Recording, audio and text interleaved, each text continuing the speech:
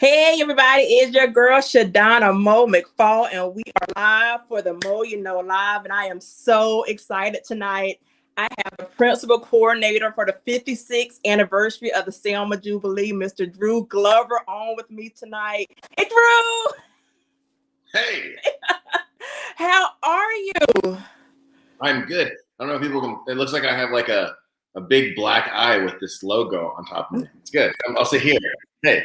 Let me get that out the way, because hey, look, I'm here. I'm good. I figured it out, and we still got your cool logo here. Ugh. Yeah. Well, I will take that off, and it's going to take off, so we're good. So, yep.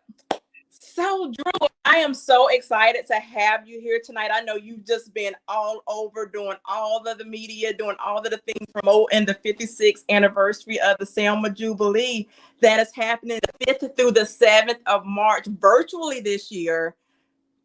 So what made you guys decide? I know COVID, that's the obvious question, but what made you guys decide to, not cancel and just make it go virtual? Well, like you said, the main reason for going virtual is COVID. We want to make sure that we don't spread COVID through our activities, especially because normally every year about 50,000 people come to the event, which is pretty astounding, especially because it's into a city of like 17,500 people. So in order to avoid any super spreader events and to make sure we're being as responsible as possible, we decided to shift over to the virtual. But there's a lot that goes in with that. I mean, the ultimate question, in the beginning, I guess, was how do we do this? Transition things from a virtual or a physical standpoint to a virtual standpoint. But after a lot of great work, a lot of great coordinating, and a lot of great strategizing through folks, yourself included, because you are involved in the national committee, we came up with this idea of how we can move forward.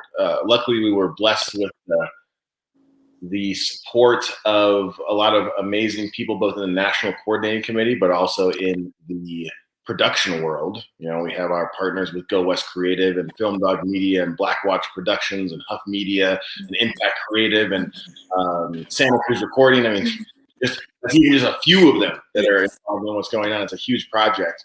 But one of the main reasons why we decided to not just cancel the event overall, because we really want to make sure that there's this continuation of the commemoration of this history. We're talking about Bloody Sunday, we're talking about the Selma to Montgomery March, and ultimately, we're talking about the Voting Rights Act of 1965. So it's this whole aspect of the voting rights movement, the history that's involved with it, the work that went into it, the sacrifice that went into it, and the relevance that it has with today's world, and making sure that we can kind of bring these stories, bring the history, bring the awareness to people that may not even know about what Selma, Alabama is about.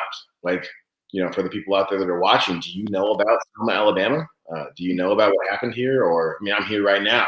I moved here from California because of the project. But, what happened here changed the world. It made it so that we could have a Barack Obama. It made it so we could have Kamala Harris.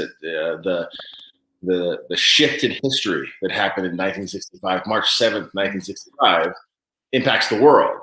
So to miss a year, especially to me, seems wrong because we need to make it happen. And with this generation and the access that we have around technology and the ability for us to engage in these conversations of social justice and social change on a global scale, makes it so that we don't want to miss the opportunity. There have been a lot of obstacles, of course, with funding and all that kind of stuff with everyone with the pandemic, whether you're a business or whether, I guess not if you're Amazon, but if you're like a regular person, the issue of funding has been a critical issue throughout the pandemic, and that is no stranger to us here at the Jubilee.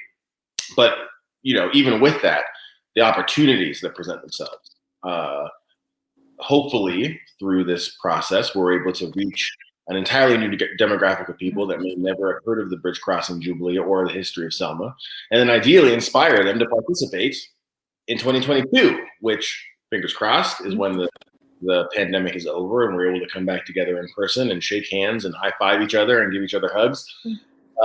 Should that be the case, we want people to come to Selma. But this year, we want to make sure that people are safe. and doing things they need to do to make sure they don't spread the virus, as well as keep themselves safe, and participate virtually by going to salmonjubilee.com and registering totally free.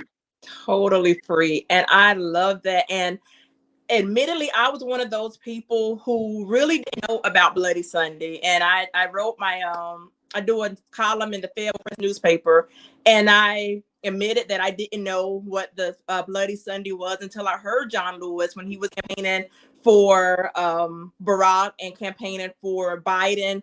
You know, it was so many PSAs about Bloody Sunday, how he was beaten and how he was beaten and how he was beaten. I was just like, oh my God. So when the opportunity came from, you know, my friend Keisha to participate, and I saw like some of my elected officials that came from Fayetteville to down to Selma, and I'm like, I didn't know that y'all did that every year. So there is a whole population of people who don't know because, you know, it wasn't taught. And, you know, we can Google it now and look everything up, but that's not really in the history books, at least not in Cumberland County. So I am so thankful that you guys that we're doing this, because there is a whole generation that missed out, that didn't know that they have the opportunity, like I said, to get on Google, to go to salmonjubilee.com to learn more and to register. And that's the biggest thing that we want people to understand. This is totally free. Register. I know last night, and I was going through the different pictures, the different the anniversaries of the years prior. Y'all had some pretty big, we have some pretty big names this year, but you had some pretty big names. So how are you guys getting these big names?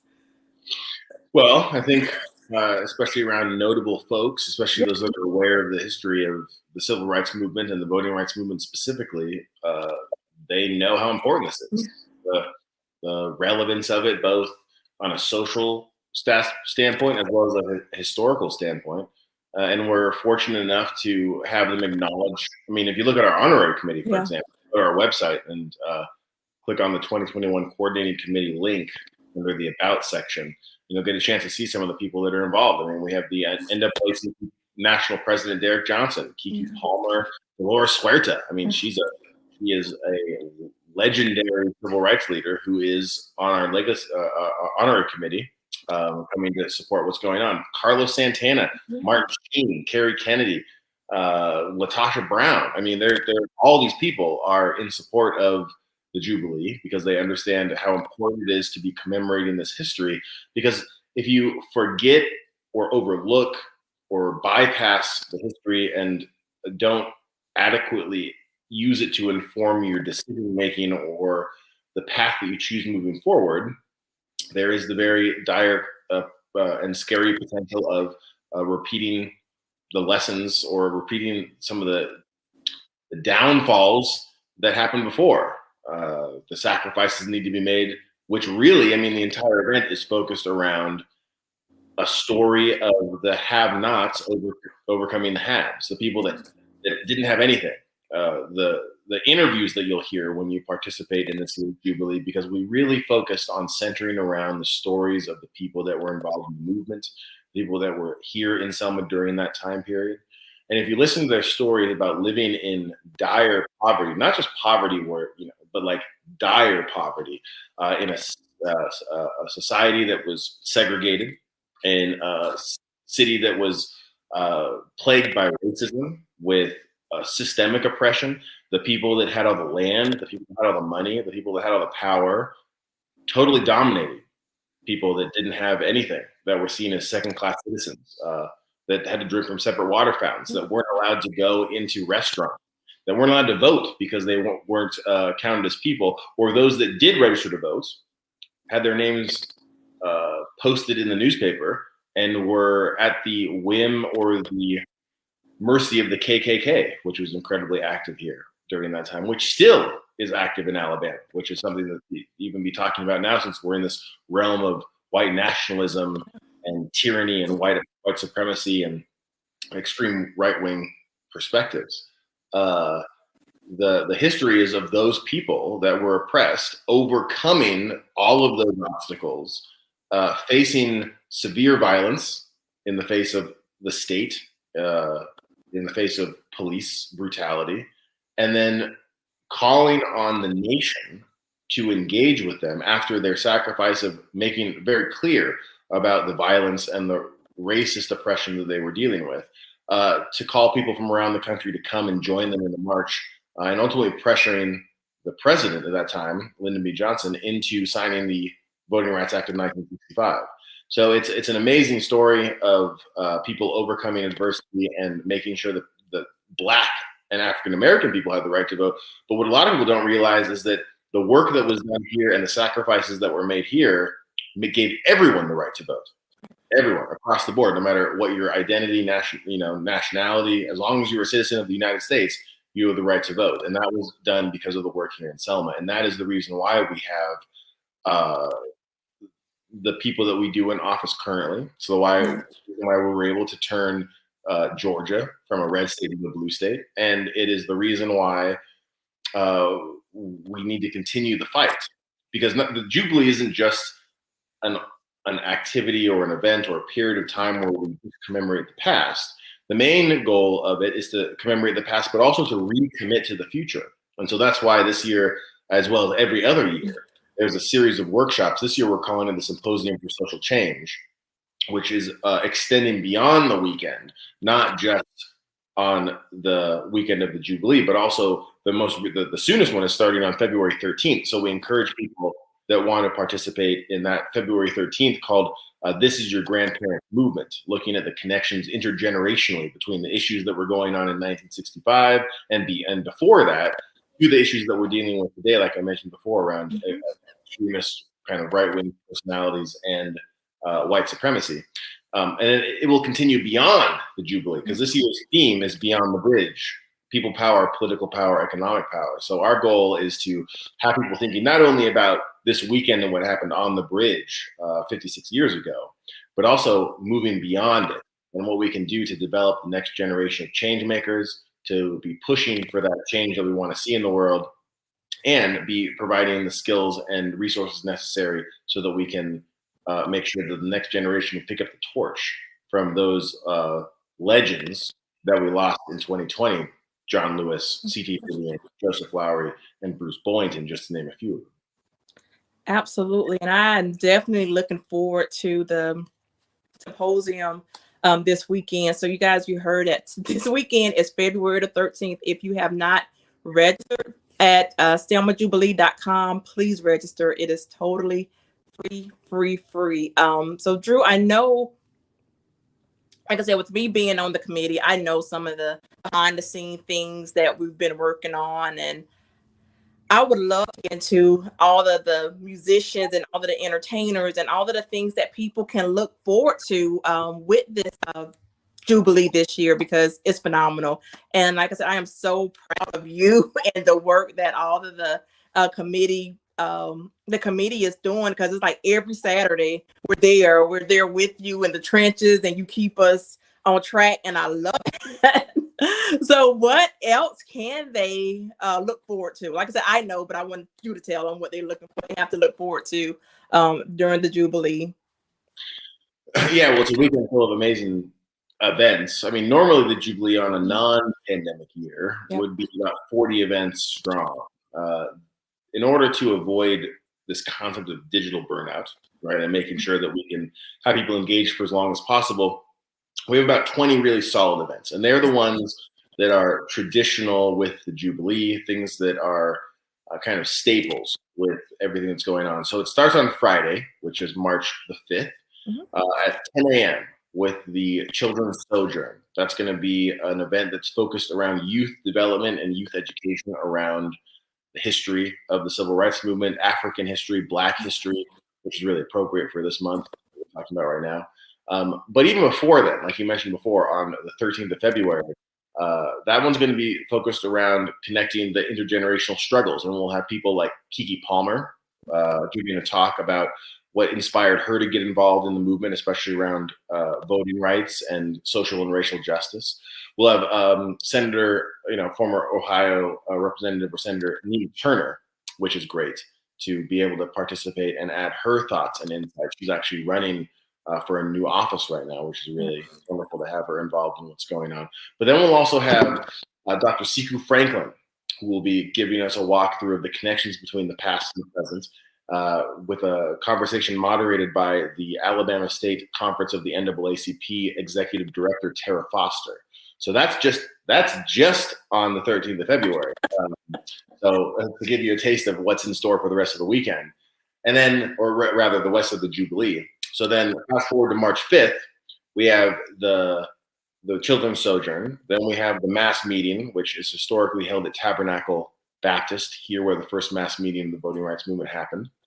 And you'll get a chance to learn more about that history, as well as hear from Pastor Otis Culliver and a special keynote speaker, which you'll have to tune in to watch. Then following that is the Freedom Flame Awards Gala, where we're going to be honoring and lifting up the people that are involved in civil rights work, civil rights and social justice work, and the impact they have on the world. And that should end around 9 p.m. on Friday night, and then starting again early Saturday morning, starting around 10 o'clock in the morning, we're going to be hearing the Foot Soldiers Breakfast, which will directly bring the stories of the foot soldiers, those people that were on the bridge for Bloody Sunday, to your living rooms or offices or wherever it is that you're watching from on your computers, so you can hear directly from them with live panel discussions, compilation videos of interviews, and a whole bunch of other stuff. And the rest, there are so many things throughout the entire weekend.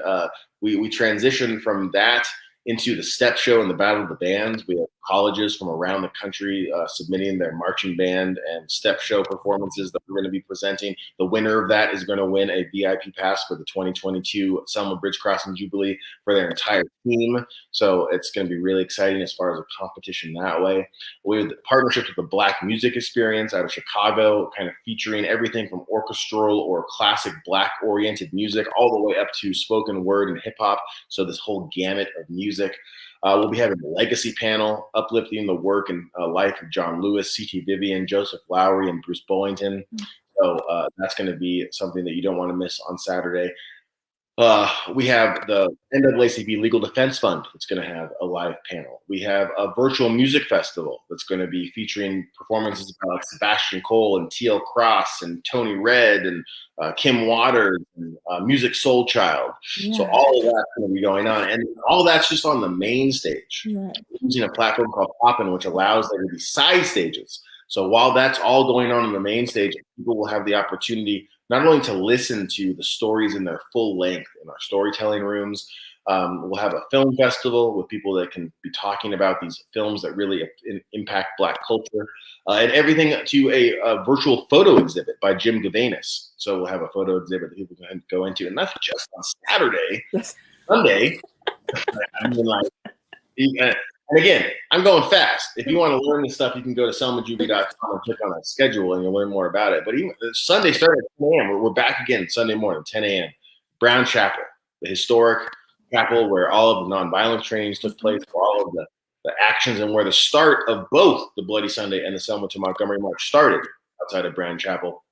They're going to be hosting a virtual service with amazing speakers like Al Sharpton and all kinds of other folks that are going to be talking about things. That's going to bring us up to 1 o'clock, where we have our pre-march rally with speeches from people all over. Just Keke Palmer again going to come and talk about stuff. We got Reverend William Barber, who's going to be on the legacy panel and talk about. Just like I can go all through the whole list, but we only have another 10 minutes left. Right. I can't even go into all the stuff.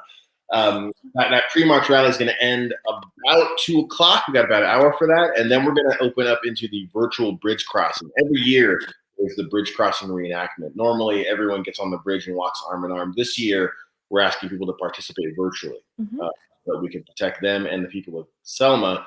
But we have put together with the partnership of Go West Creative an amazing experience of the bridge crossing, uplifting the foot soldiers, uplifting the people of Selma, the elected officials, the leadership of the Jubilee, Black Lives Matter, Project Say Something, all of these groups that are operating out of Alabama that didn't have to get on airplane travel with us, so that you can join us for that experience and engage in the virtual bridge crossing. And then we're going to close with some gospel music. I mean, what better way to end an amazing weekend of all of this work than with gospel? So that'll end around 4:30 or 5 in the afternoon on Sunday. So we got activities all weekend, and like you said before, the best part is it's absolutely free. like, for some of these things you might have to pay for, whatever, here and there on a normal year. This year, everything's totally free. And hopefully, our hopes are that it will not only educate a much broader population of people around the history of Selma, but get people excited about coming back in 2022 so that they can engage with us in person and give each other a high five while we walk across the bridge and commemorate this history. Absolutely. I love it, love it, love it. And like I said, guys, it is totally free. But like I said, we're in a pandemic. Can you tell them a little bit more about Spot Fund, how they can donate to keep it free going forward? Yeah, well, my main goal, especially, as a coordinator, I wanted to make everything accessible. Right? I mean, we're in the virtual world. So in order to make that free, we are asking if people can, I mean, it's either way, but we want people's support. And the way they can do that is by going to our website and clicking on the donate button, and they can make a donation through Spot Fund. You can also go to spot.fund/Salmon Jubilee, I believe is what the URL is. And that will take you directly to our Spot Fund account. You'll be asked to make a contribution. You'll help us reach our goal and make it so that not only are we able to offer these great activities and engaging opportunities and entertainment this year, but you'll help us in making it so that we can do it again next year and figure out the best way to make it as accessible as possible. We are a nonprofit organization. We are partnered with the Selma Center for Nonviolence, Truth, and Reconciliation, and every dollar counts. So if people can give, we encourage you to give. Go to the donate site, click on the donate button, give whatever you can. If everyone gives a little bit, we can make a lot. We always say the United States has about 350 million people. If 100,000 people give us $5, we're good for next year. So give us $5, give us $7, give us $19.65. Yes. Celebrate that year. Whatever you can give. I know that everyone is struggling right now with pandemic stuff. So if you can, that's great. If you can't, join us for free, and we'll see each other on the bridge. Yeah, absolutely. And I know the fundraising committee, be a hero, add a zero. So I remember Maxine and Tatanka, saying that. And believe it or not, a lot of people are struggling, but a lot of people are not struggling. So there are still people out there that can sponsor. So if you're in a position to be a sponsor, to have your brand, your logo, all of the things to be a part of this historic event, we encourage that as well. I know we have newspaper ads, journals you can purchase. There are so many ways that you can be involved. You want to send in pictures from previous events, videos. So anything that you guys can give to be a part of it, we will gladly accept it. So I know, like I said, if we would have read your whole bio, so I do want to go back to you. I know, like I said, you have next. We're talking about all of the leaders and all the things, but you, my brother, you're going to be one of those leaders that we're going to look up to.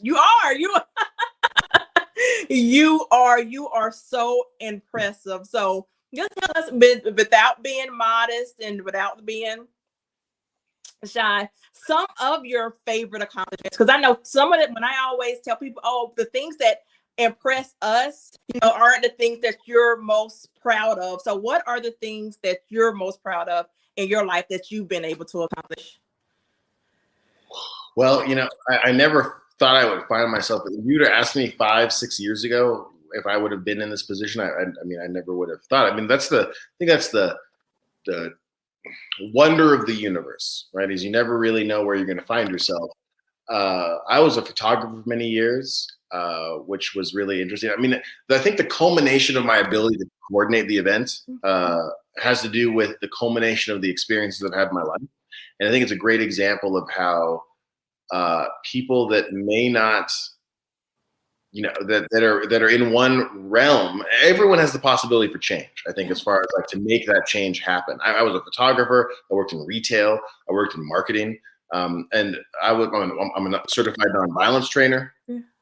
All these things that I've done in my life have led me to this point to be able to offer this experience for people around the world. The thing that got me started, I think, in this path of social change was when I was living in Santa Cruz, California, where I'm originally from. And then going to college out there. I was finishing my work in sociology, and there was a dental hygiene clinic that was losing its funding because they were getting cut. The funding was getting cut across the board, and they were not allowed to take Medi-Cal for dental support in this community service space. And it totally just boggled my mind. I was like, how can a community dental space not be taking Medi-Cal? That doesn't make any sense because you're supposed to be serving low-income people. Mm-hmm. So after getting the chance to talk to the members of the clinic, the leadership, understanding what was going on, it was because of the budget cuts. So we coordinated. I started a club on the campus, and we started coordinating a nonviolent action campaign to educate people about the importance of the dental hygiene clinic and soliciting that support. So through this nonviolent action campaign around gathering data, educating people about what's going on, engaging with officials, engaging with leadership, and then making a presentation at meetings and board meetings and trustee meetings and getting the media and all that kind of stuff, we were able to raise $100,000, which replenished the funds of the dental hygiene clinic, and made it so that they were able to accept the Denti-Cal again. It made it so that people could get low-income dental care, and the people of the facility called me their angel. Yeah. And I was like, wow, I have the ability to make this kind of change by directing my energy and all of these things that I've learned over time into impacting people's lives positively. And ever since then, that's been my main focus, is how can I make change? And it also came from a guy I met through that process who was one of my teachers at the time and ultimately became the chairman of the board of the nonprofit that I started called Project Pollinate. His name is Dr. Dennis Etler. And he taught me the phrase, give what you can and take what you need. Right. And that perspective transformed my existence. And those are the principles that I live by now, is do whatever I can for whoever needs it. Mm-hmm. And believe that in doing that work, the universe will reciprocate and make it so I have what I need. And up until now, it's worked. So I encourage everyone to do that kind of stuff.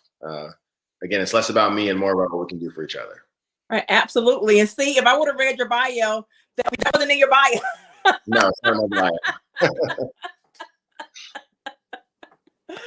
So, Drew, it has been an absolute pleasure. So let everybody know how they can continue to follow the Jubilee on social media. And if anybody wants to interview you, to have you on their stage, you are phenomenal. How can they get in touch with you to get some of Drew? So if you want to get in touch with me in general, you can send me an email, drew@selmajubilee.com. That's DREW at selmajubilee.com. Yeah. If you want to get involved in the activities and events, go to selmajubilee.com. You'll even just going to the website, you're going to get prompted to register. So you can't get out of it that easy. But click on the register button if you decide to check out the page a little bit and register now by filling out and creating your form on Hopin. And then if you're interested, you can always give us a call at the office, 334-526-2626. Pretty easy number to remember. And just let us know you want to connect. I'm all about community building. I'm all about connection making. So no matter who you are, whether you're with me or not, or whether you want to just talk or work together, I'd love to talk to you.